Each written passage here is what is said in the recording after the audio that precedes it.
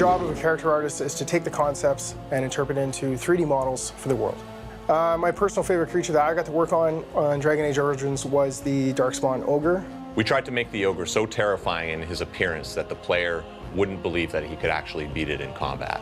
I was really looking forward to it. The concept was very unique, and it was a bit of a challenge to actually bring it into the 3D environment with the different elements. It might seem like a strange thing to say when working on a fantasy game, but realism is a very important part of this process.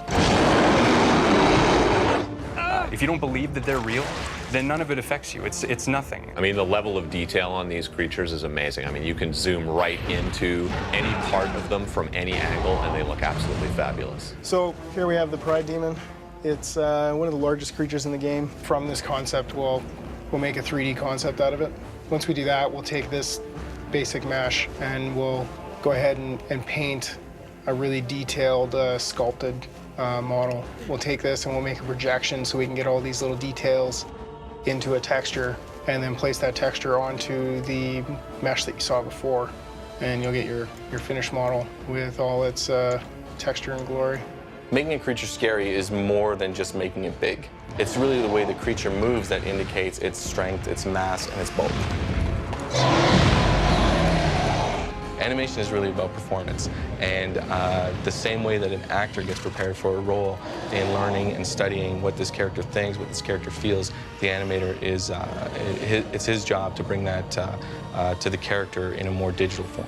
The great thing about working on DragonAge is that the animators have the ability to start bringing not only humanoid characters to life, but also larger characters, more interesting, dynamic characters like dragons and ogres and the undead.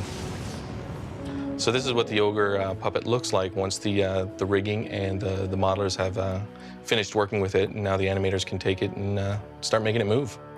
Sometimes we would just act it out, like get up and physically act out how like an ogre would move. As you can see, when the ogre hits the ground, his entire body shakes from the massive impact of his size, and that's a really nice detail.